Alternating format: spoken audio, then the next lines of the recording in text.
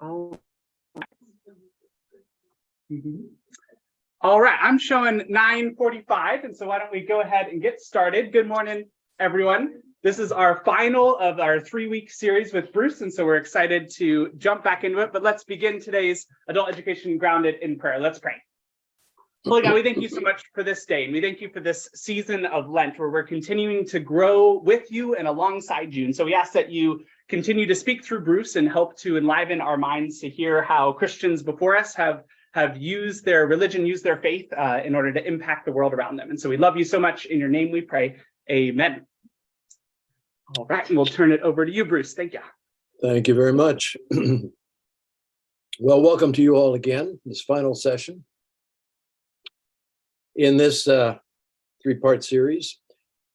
Before I get into the substance of what I have to say today, I want to add an addendum to what I said in response to a question that Emily posed at the very end of our last session. I was drawing a distinction between morally upright rulers and righteous ones. And at the time of the Reformation in particular, there was a great desire to have righteous rulers. But it was recognized sometimes that you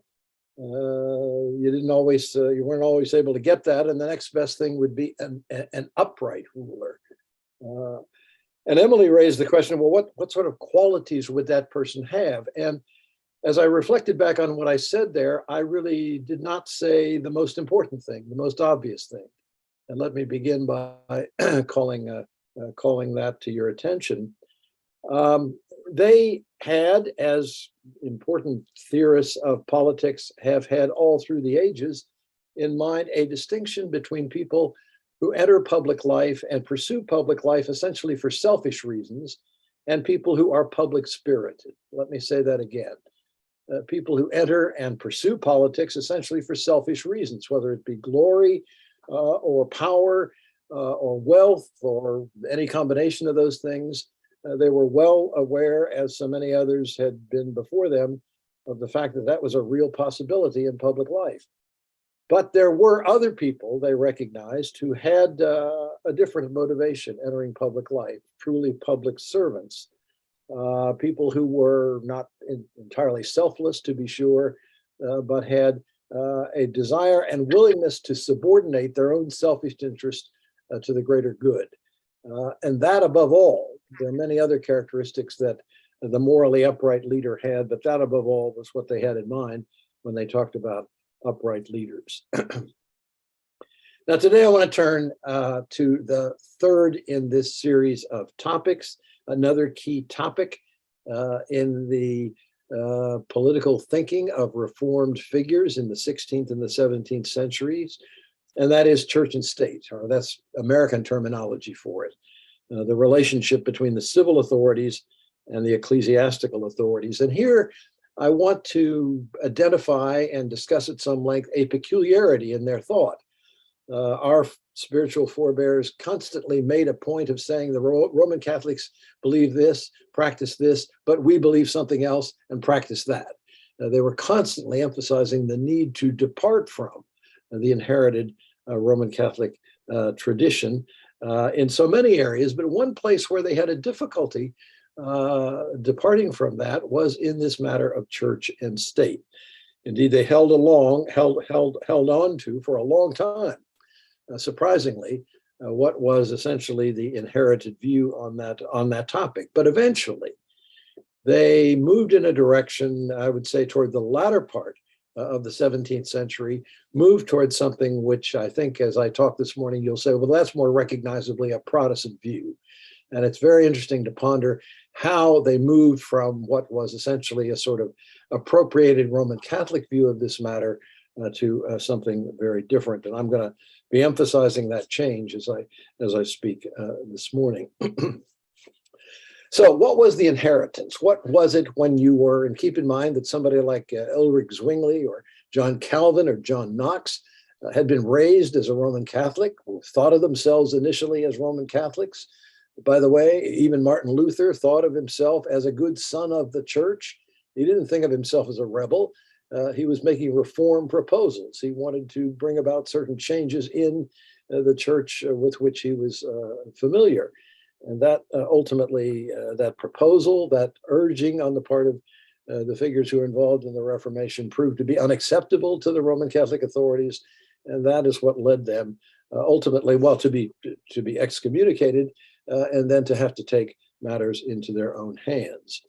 Now, the inheritance with regard to church and state that they had in mind, and they saw it all around them, and to some extent just took for granted as the obvious way to do things, was the following: a nice collaboration, a very active collaboration between civil authorities and ecclesiastical authorities, civil authorities and ecclesiastical authorities, in creating and maintaining what they characterized by various terms: Christian commonwealth, holy commonwealth, godly commonwealth, all the same idea. I'm going to use primarily the term holy commonwealth because that was the term that became the favorite one among Reform thinkers.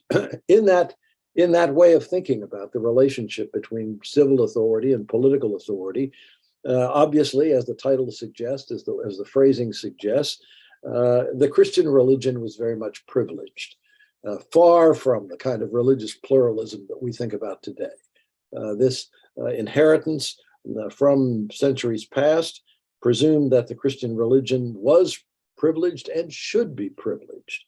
And that meant that one of the responsibilities of the civil authorities was to create an environment that was conducive to people embracing the Christian religion and living it out during their days.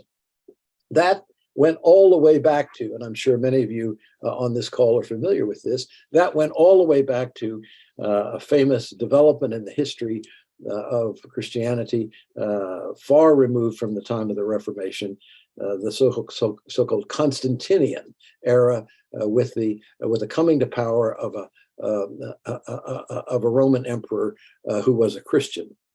So you have two authorities: civil authority, ecclesiastical authority. Both, by the way, they thought this was entirely biblical as well as traditional. Both created by God and maintained by God. And the idea was that the civil authority was very much a providential institution.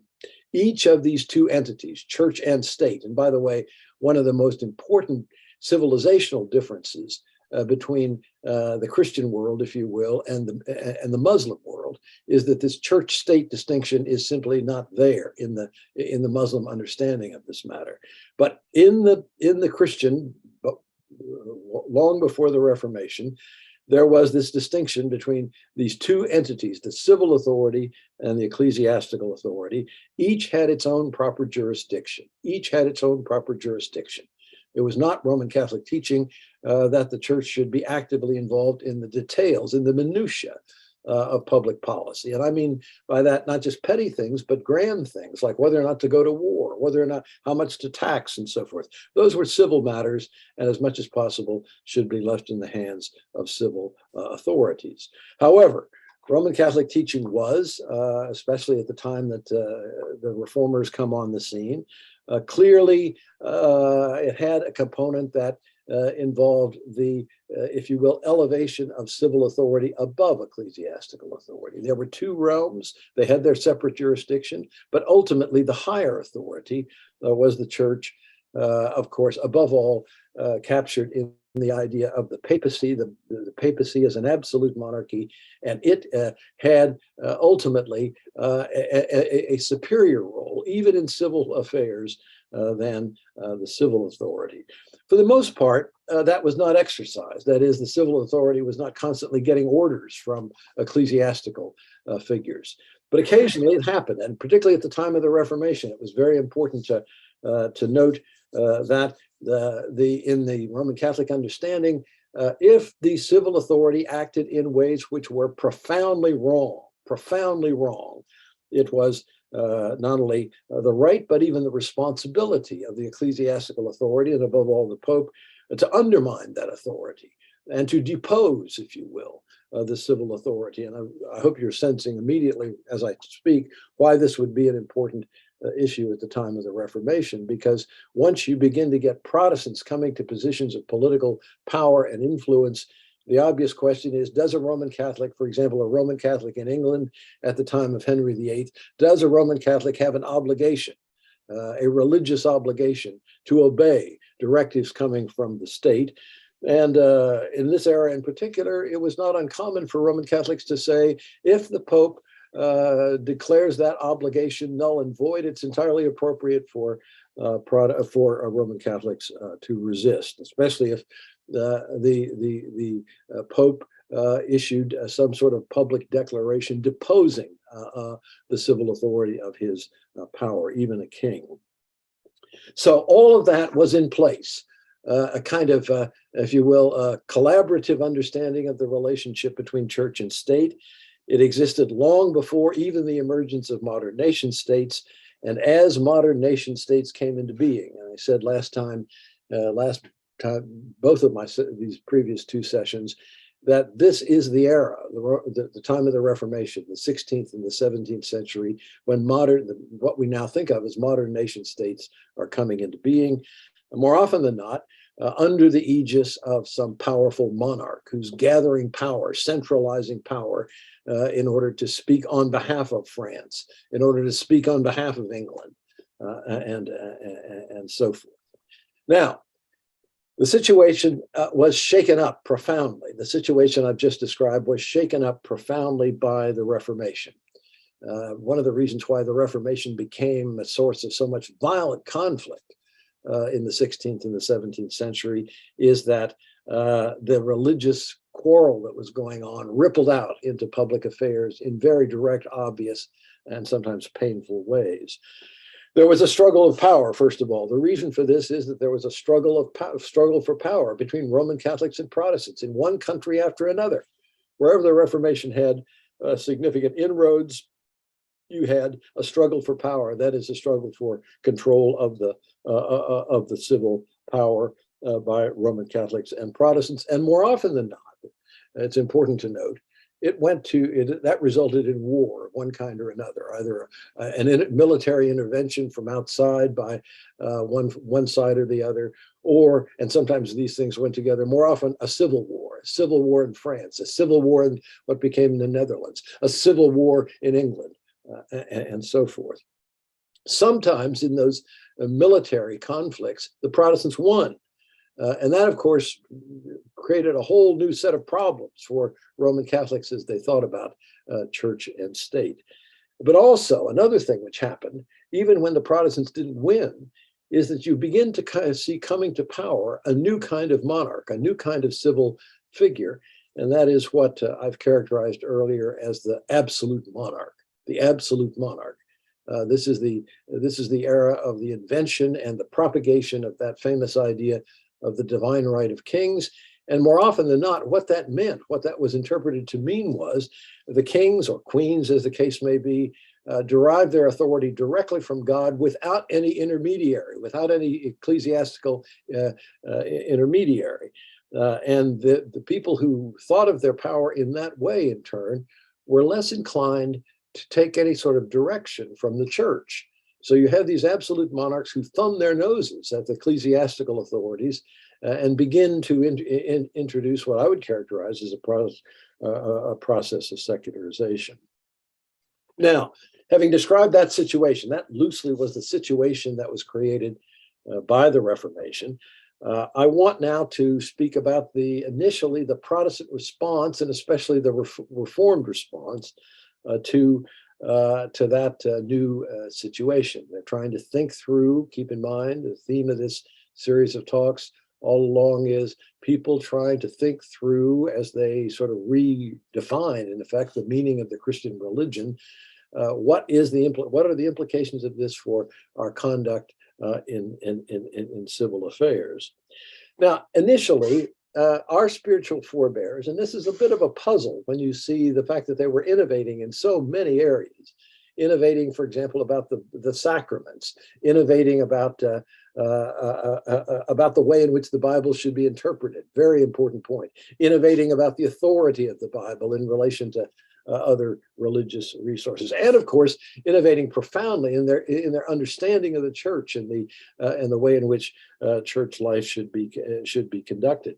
Given all of that innovation, it is surprising and interesting to reflect on that initially their move in thinking about politics was essentially just to appropriate the inherited Roman Catholic view. Let me say that again, just to appropriate, albeit on their own terms, the inherited Catholic view, substituting, of course, Protestant elements in the places where Catholics had used Catholic elements. In other words, the initial response of people like Zwingli and Calvin and Knox and many others that I could mention, Beza was another one, as they wrote about politics and thought about the issue of church and state, they initially just said, well, we're basically also committed to the idea of a godly commonwealth. A godly commonwealth, meaning what? I talked about this last week a bit. Meaning, as much as possible, the use of civil power to encourage the practice of the Christian religion. Let me say that again. The use of civil power to encourage, of course, adherence to, but also the practice of the Christian religion. So they had a kind of Protestant version of what the Catholics had been doing for a long time. John Calvin said something astonishing from our point of view in that very, very important chapter in the Institutes of the Christian Religion. I commend it to you because I think it's intrinsically important, but also because it had enormous historic influence in the shaping of Protestant and in particular Reformed thought over the years on politics. And in that famous book 4, chapter 20, the very last chapter in the Institutes, he said the following: no government can be happily constituted unless its primary concern be the promotion of piety. Let me say that again. No government can be happily constituted unless its primary concern be the promotion of piety. Now, if you said that today, you'd be considered probably a religious radical in our environment. But to him, that made perfect sense. And it wasn't just, I hope you see, not just that the state should provide an environment in which peacefully people could practice their religion. No, the idea was that as much as possible, the civil authorities should go out of their way to promote the practice of the Christian religion. And by the way, that statement by Calvin is not unusual. Reformed thinkers and even their creeds, Reformed creeds, like the Westminster Confession of Faith, have similar kinds of statements. And when you ask for, and I've been stressing this as we go along, all the way along, they keep saying, this is biblical, this is biblical, this is biblical. That, of course, is the big methodological departure in Protestant thinking about politics and many other things. The focus single-mindedly on the Bible. The obvious question is, well, where in the Bible do you get this idea? And the answer consistently was the Old Testament, the Old Testament. And they pointed to, Calvin in particular would point to the righteous kings of Israel, who as much as possible promoted not just peace and justice, but also piety in Israel, following true religion. Ultimately, this, in the first instance, was the move made by Protestant thinkers, I would say, for almost a century. And the ideal that many of them had in mind was something very similar to what I've just mentioned. If you point back to Israel and say there were times, I stressed last week when we were talking about the institution of monarchy, that Reformed thinkers emphasized very strongly the kind of moral ambiguity of monarchy in the story of Israel's life. And certainly that is an important part of the story. But in this part of their thinking, they tended to focus on what might be characterized as the idealization of monarchy in certain parts of the Old Testament. And they then inferred from that the really good thing. If we in England, if we in France, if we in Scotland, if we could somehow achieve what is really desirable, what we would want to see happen is the coming to power of a righteous king, the coming to power of a righteous king. And they had occasional experience with this, which they just thoroughly exulted in. For example, in the aftermath of the man who followed Henry VIII in England was, and he was a very young man at the time, 9 years old at the time when he came to power, Edward VI, was, as he came to maturity under the leadership of certain Protestant nobles in particular, very much in the Reformed camp, and tried to institute measures which were, from the Reform point of view, carried through the Reformation in England. James VI in Scotland, the son of Mary Queen of Scots, who'd been raised as a good Calvinist, was assumed to be somebody, he turned out badly, very differently, but assumed to be somebody who would bring righteousness to the English throne. The same thing was sought in France. The Huguenot people we now think of as the origins of the Huguenot movement. It was focused on the monarchy. If we can just find a righteous king, and they thought they had one for a while. Or in the Netherlands, a noble who many Reformed figures wanted to aspire to monarchical status, the famous William of Orange. All of those were important figures in the, you might say, not just the thinking, but the imagery of the good king in early Reform thinking. And then there were alternatives to this that I described last time, and I just briefly want to call them up for your attention again. And that was in places that didn't have a monarchy at all and commonly characterized as republics. And two examples of this, which again figure prominently in Reform thinking at the time. If you can't have a righteous king, then what you want is a righteous republic, a righteous republic. And Geneva was thought of that way. It had a republican form of government, city councils and so forth. Calvin, as much as possible, wanted those city councils to be populated by righteous, God-fearing Protestants who would carry out in the civil realm the work of the Lord there. Or, an even more important example, in some respects, is Massachusetts Bay Colony, the Puritans. It was clearly a republic in terms of form of government. And needless to say, that echoed down through the development of the American nation later. But all of this, I want to stress, was under the rubric of let's try as much as possible to create a public sphere which is dominated by righteous people who use the power they get in coming to office in society in that way. They use that power to accomplish the end that Calvin had in mind. That is, as much as possible, to promote piety, not just promote justice, but promote piety. Problem, however, this was not always possible for good political reasons. This was not always possible. And as a matter of fact, the longer time played out, the more complicated and difficult it became. And not just because of the thing I alluded to earlier. There was ongoing, in one country after another, there was ongoing Protestant Catholic competition. And it was, competition is a weak word. It was a struggle. It was a bitter struggle. Catholics and Protestants contending against one another in one country after another, or trying to grab power and then use that power to dominate public life at the expense of the other side. There's a lot of that going on. But the other thing that emerges, and it's so fascinating to see people beginning to become aware of this, is all kinds of intra-Protestant divisions,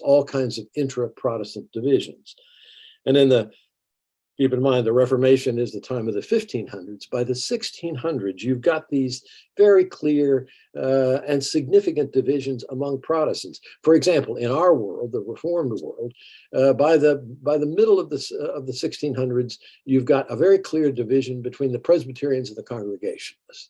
Right now, that is a division that's not very much on our minds. But in the middle of the 17th century, as the Great English Civil War played out, and they were on different sides, that was very much an issue. Reformed in every respect, except the crucial matter of how the church is going to be governed. And then, of course, you had, as time went on, and by the way, that Congregationalist Presbyterian division was already to some extent beginning to emerge in New England. And then you had other Protestants, other kinds of Protestants, and some of the ones that were in evidence at that time. And of course, the list has grown so much longer in our own time since then. But the Anabaptists who were to the left politically, if you will, of the Reformed, the Quakers, and then, of course, very important in English politics and more broadly American politics, eventually, the great division between the Anglicans and others. And so you have those forces contending to some extent against one another as well for some degree of political power and influence. And as this drama plays out with this competition between Roman Catholics and Protestants, and among Protestants, different divisions, and you might say on the sidelines, but still in the mix somehow, Jews in one place after another. As that begins to happen, people begin to become aware of the difficulty of imposing your will in a single-minded way. Let me say that again. The difficulty of imposing your will, that is the will of one faction, one party in a single-minded way, because there are all kinds of practical difficulties with that. And as that plays out, there is a growing resistance, rethinking about that whole idea among Protestants, including people in our particular tradition. And there's a growing unease, I would say, is the best way to put it. I'm going to talk about the sources of that unease in just a second. When you actually seize power and you try to impose your will, it almost inevitably involves some degree of violation of religious liberty. Let me say that again. If you seize power, if you try to monopolize power, and then you try to impose your religious will politically, it almost inevitably involves some degree of a violation of religious liberty, or to put it in other language, it almost inevitably involves, in some kinds, sometimes in very, very, very dramatic ways, intolerance, violations of religious liberty and intolerance. And then I should add to this, just to complete the picture, so that and by the way, I'm compressing here a story which I had a colleague at Georgetown, for example, who taught this this kind of stuff in the history department, and it was a whole course, 15 weeks, sort of laying out the story of the evolution of Christians from a position of trying to impose their will politically to a gradual embrace of toleration and religious liberty. Now, and the final thing I want to mention before moving into the sort of the rethinking itself is that, of course, in some countries, and France is the obvious case, and it's a dramatic case, and a very important case. In France, in particular, it was very clear after a brief quest for power in the late 1500s, it was very clear that the Huguenots, as they were called, were doomed to be a minority, and a persecuted minority. They were doomed to be outsiders, if you will, in French society, and they were on an ongoing basis, which is why so many of them left and migrated to other places. But these people were in active collaboration with one another, in active contact with one another. There was movement of people back and forth, Englishmen going to the Netherlands, where they would meet refugees from France, and people in Switzerland feeling the constant flow, experiencing the constant flow of refugees from France, and having to think that through. That experience of Protestants themselves being the victims of religious persecution could not help but affect the way in which Reform thinkers and others viewed the whole matter of the use of political power for religious purposes. And that led, and here I move to the next stage in my talk, that led to a growing, and I don't want to exaggerate it, it was slow, it was incremental, from our point of view, kind of astonishingly slow, but a gradual appreciation of two things: the value of religious liberty and the value of toleration. They're related, but they're different. Slow, gradual appreciation, and I would say articulation of that appreciation by really pioneering thinkers, people who distance themselves from the prevailing orthodoxy, critiqued the prevailing orthodoxy, and led in a new direction. Now, as I get into this, I want to stress the ideas I'm about to discuss here were not even remotely part of the thinking of the generation that made the Reformation. It was not in Calvin. It was not in Knox. It was not in Beza. It was not in Zwingli. None of those people harbored the ideas that I'm about to articulate for you. But in the 1640s and 50s and 60s and 70s, roughly in that era, that's a Calvin died in 1564, so that's almost a century later. About a century later, you get figures like, and one of the great ones, and I commend this man to you for further reading if you're interested, Roger Williams. Roger Williams, who of course was very reformed in his views, but very critical on many levels of the established way of thinking about politics. Another one who you may not know quite so much about, but should, because he's an important figure in the history of international relations and international law, was a layman and an attorney from the Netherlands, Hugo Grotius, Grotius, Hugo Grotius, sometimes looked upon today as one of the fathers of international law. Another one is the great Oliver Cromwell, who of course ruled over England in the mid 1600s, the 1650s. Another one who was a very important contributor to the discussion that I'm about to introduce is the great English poet, arguably the greatest poet ever in the English language, John Milton. John Milton was a very vigorous proponent of religious liberty.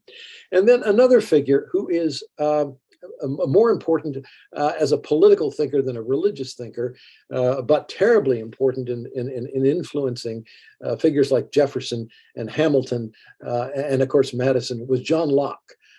John Locke, author of, among other things, the great essay concerning toleration. He was, I would say, not a reform thinker in any conventional sense, but he was the product of a Puritan family and wrote oftentimes very eloquently about the subjects that I'm about to introduce in a very theologically sophisticated way. Now, as I make this, get into this whole business of the new appreciation, of the growing appreciation of religious liberty and toleration, I want to flag for you something terribly important. Everything I have said in this series up to this point has been focused on the Old Testament. Let me say that again. Everything I've said has been focused on the Old Testament, including what I've said in the last 15 minutes. Focused on the Old Testament, focused on the, in the case of the argument I've just reviewed, focused on the figure of the good king, King David, for example, who was held up so often as a model for 16th and 17th century Protestant political leaders.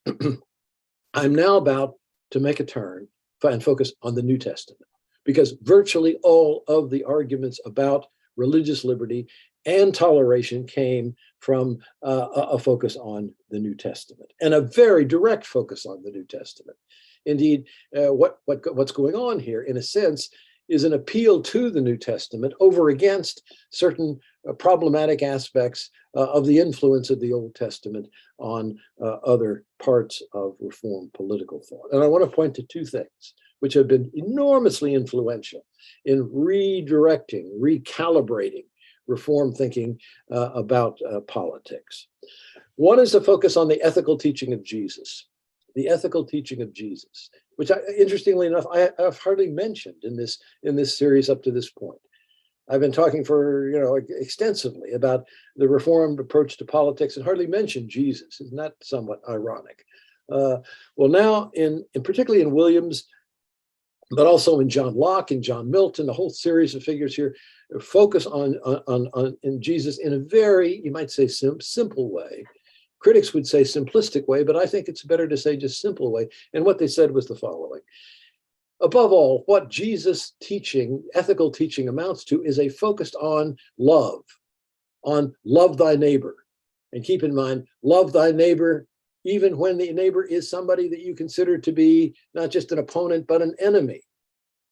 there is an enormous shift in your thinking about these matters if you focus on what Williams routinely referred to as the love ethic.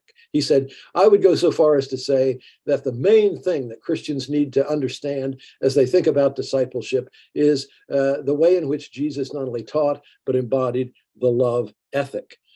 And he said, if you think about it in that way, it is preposterous for Christians to be inflicting pain and suffering for religious reasons on other people. It is preposterous. Jesus would never do that. The ethic of Jesus is an ethic of kindness. And above all, another way that Williams put it was to say, when you think about the relationship between Jesus' model and politics, should not be the inference be that as much as possible, we should be neighborly to others, even people with whom we disagree. We should be neighborly to people with whom we disagree. And in a very, very strong and sort of powerful polemic back and forth among Puritans, Williams said in his famous The Bloody Tenet of Persecution, that's the work for which he is best known, the bloody tenet, meaning the tenets, the bloody tenet of persecution. He said in there, if there's anything Jesus was not about, it was coercion. If there's anything Jesus was not about, it was coercion. It was imposing his will via force. So that strain begins to be developed, and I hope you sense immediately that it's got certain intellectual power. That became a basis on which the arguments began to be developed about the need for respecting liberty of conscience, and toleration of those with whom you might disagree. The other thing, interestingly enough, the other great theme that emerged in the, shall we say, the rethinking of the status of religious liberty and toleration was Pauline theology, interestingly enough. Pauline theology.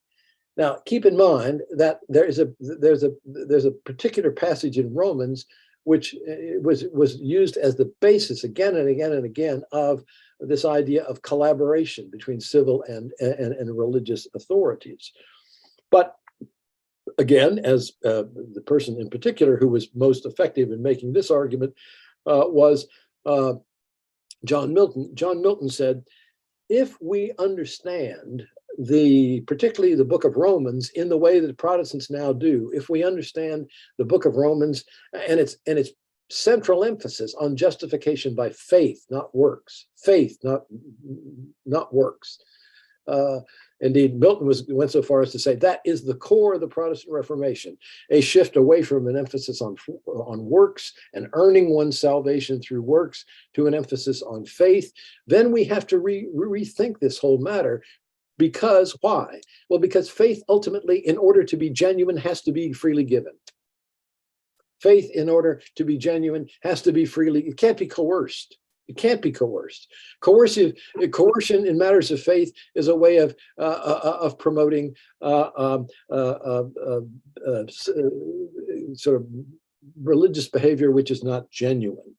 Now, I don't think it's too much of a stretch to say that in this regard, the difference in the Protestant and Roman Catholic ways of conceiving of the core of Christian experience, which is justification by faith or justification by works, had political implications. Because if you conceived of the religious life primarily as a matter of good works, then it was a focus primarily on the outward man, the outward person.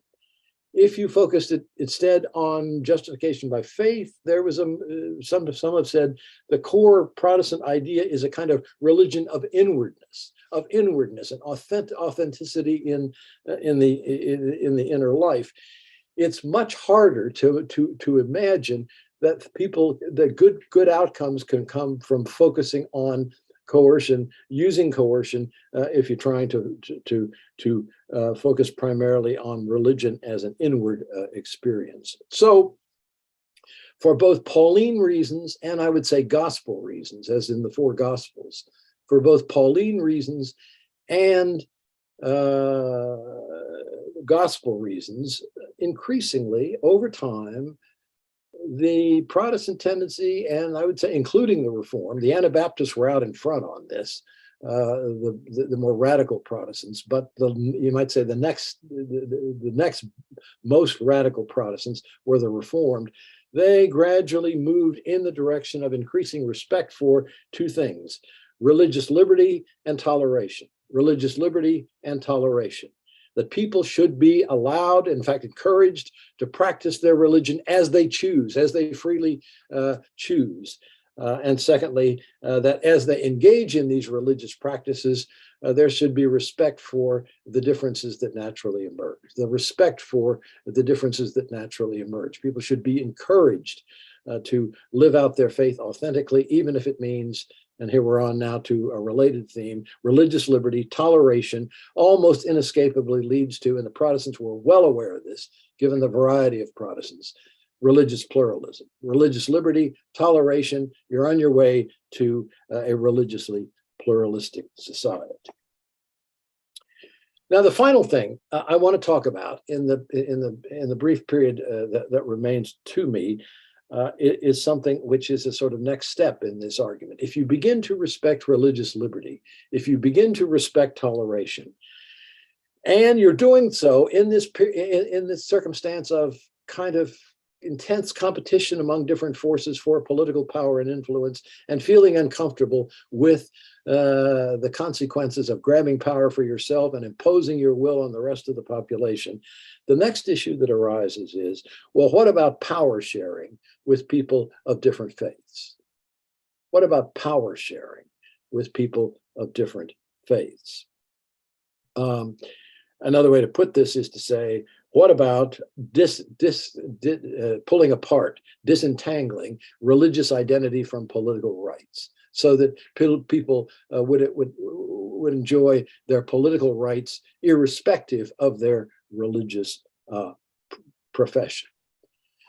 Now, in the first instance, people in our tradition were moved in that direction. That is to say, it's okay for a Jew, it's okay for an Anglican, it's okay for a Quaker to have some political role, even if I disagree with them profoundly theologically. It's okay for this to happen. Initially, it happened primarily for pragmatic reasons.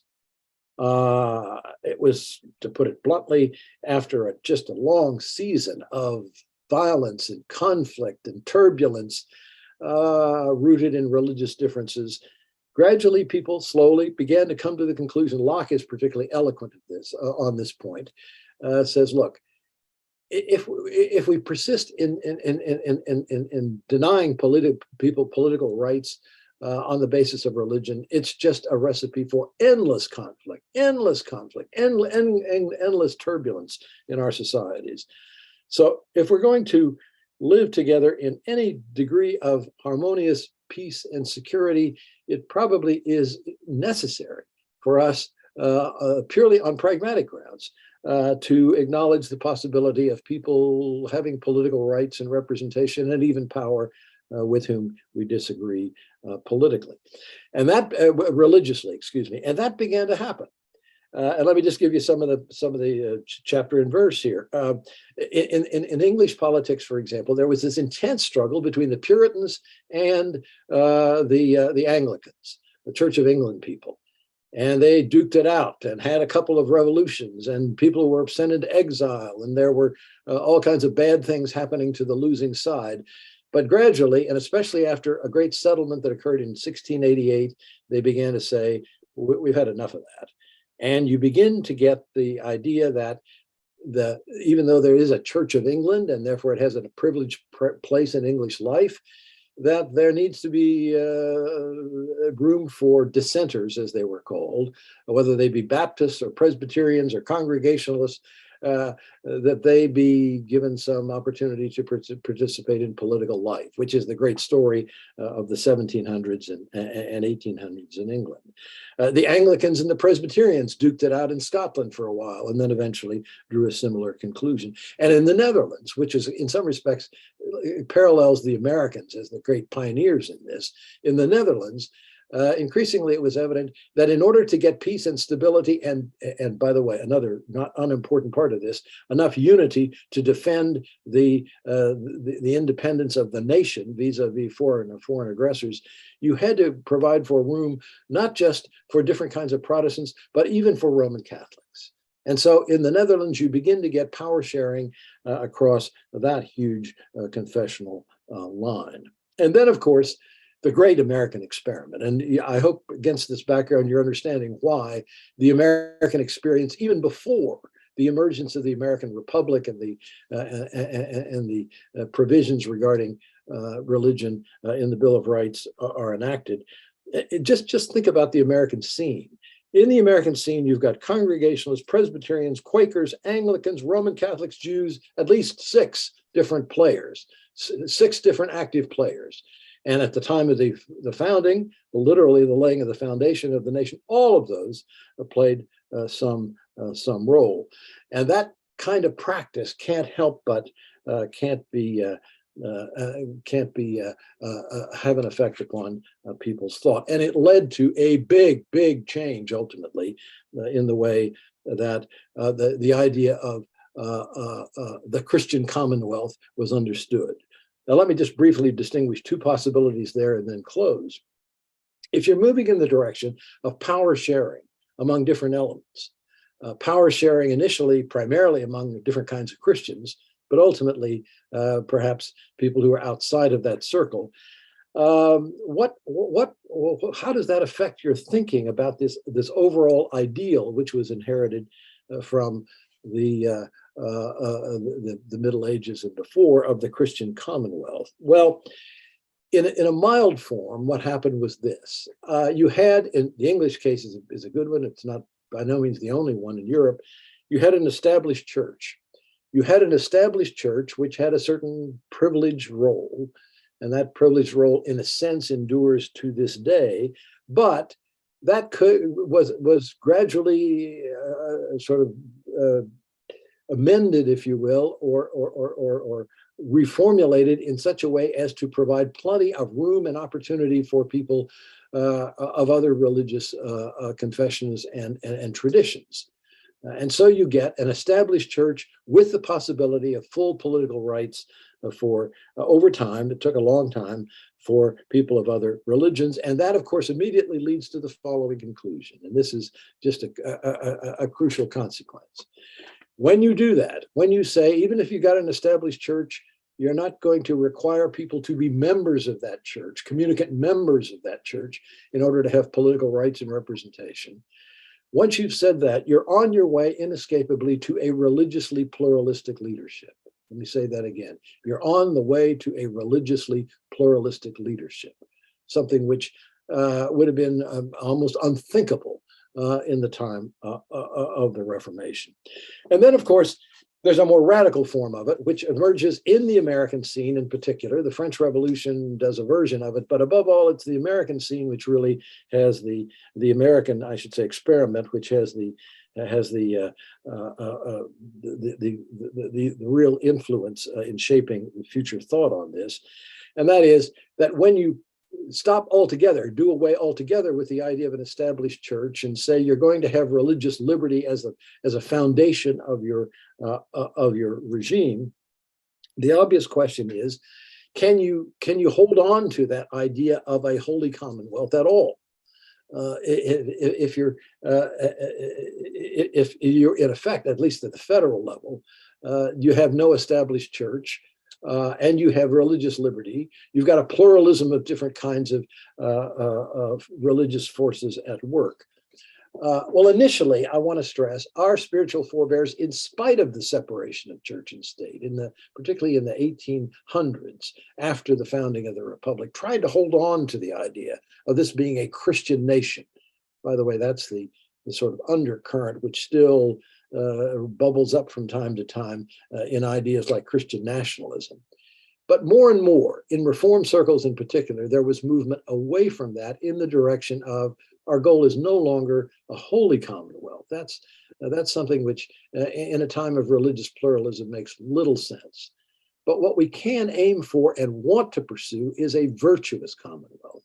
That is, a political order which not only makes room for religion, but also accommodates as much as possible the natural influence that flows back from religious practice of trying to create a politics in which there is, to go back to the theme I discussed at the very beginning of this, when I was commenting on what I had said in response to Emily's question last week, the rule of people who are morally upright.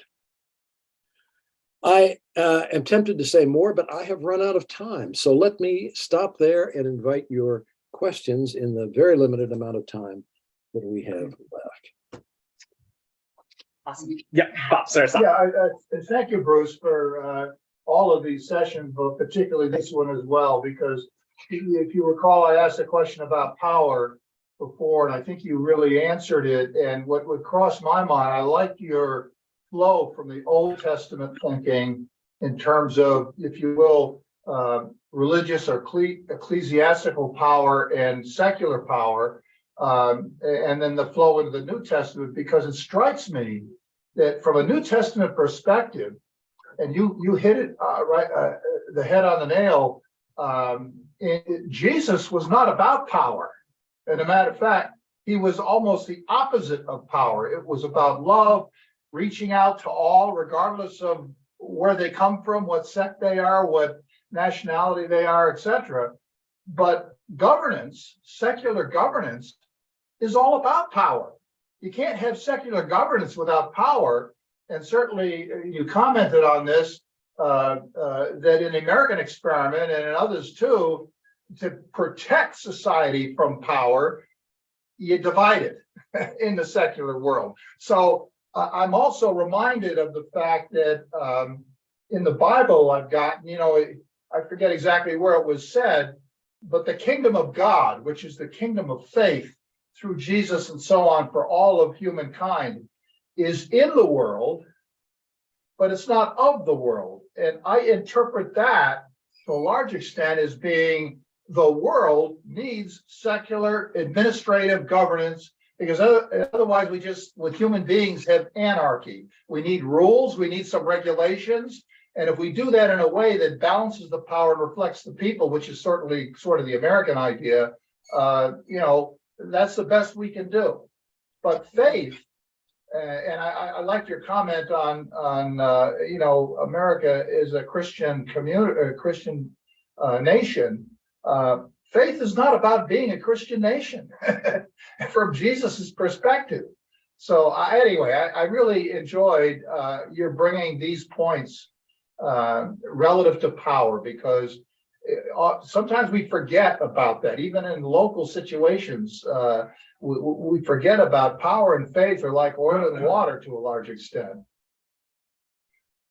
Well, what you just said is music to my ears, in the sense that this fundamental distinction between a way of thinking that's sort of dominated by Old Testament imagery, and then the movement to New Testament imagery. Now you've gotten that, and so I'm happy as a teacher. Doesn't the separation of church and state take us away from religious pluralism and make it less important? Well, the irony is, I'm sorry, did I interrupt? No, I just want to make sure you can hear him. Yeah, you're good. Well, here's the irony about that. That was the fear of some people at the beginning. But of course, what the separation of church and state meant, and I hope you understand, initially that was just the federal level. A lot of the states had an established church, and that was taken for granted. But anyway,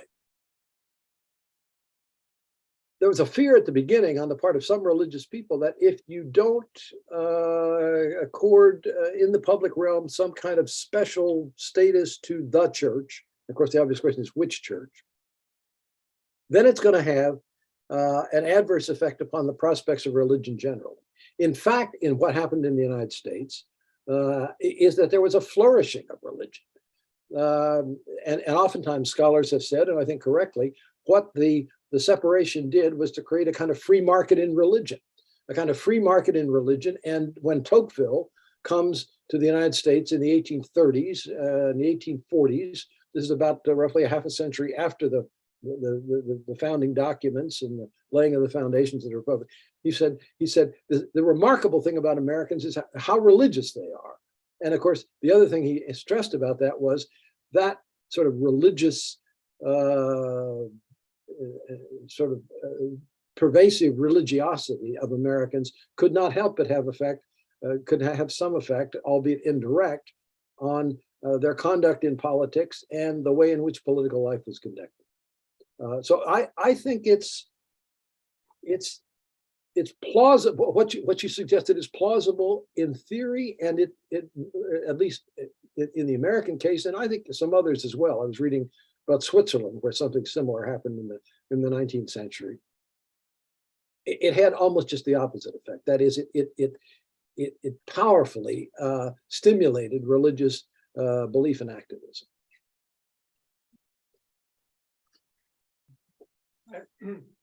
Bruce, you said the earlier reformers relied heavily on the Old Testament for their precepts.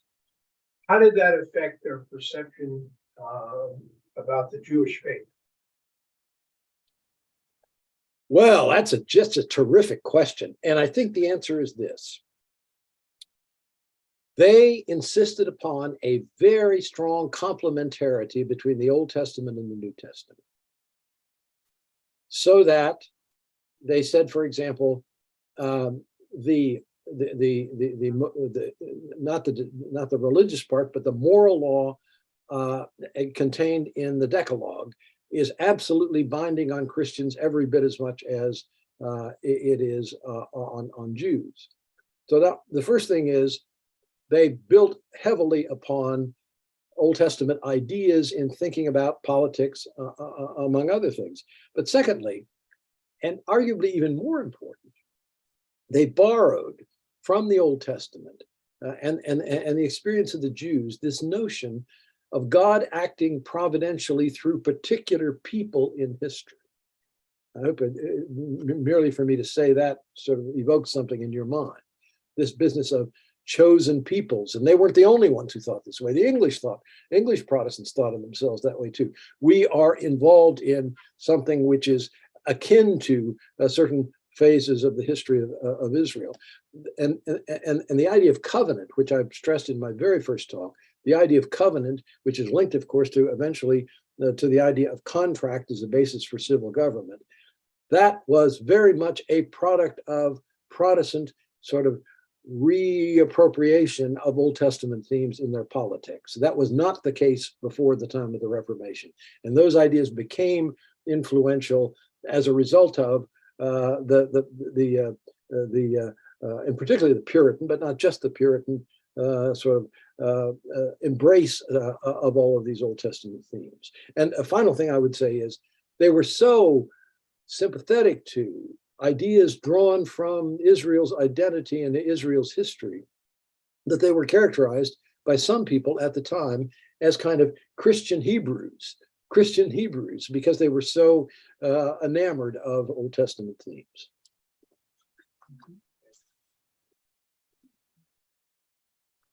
You guys, I think I have to go if I'm going to get to church. All right. Thank you so much then, Bruce, for your three-part series and all of your knowledge that you've shared with us. We're truly grateful. So thank you so much. And thank you. Blessings. Bye-bye. Thank you. Blessings on the day. Thank you. Thank you. Bye, everyone.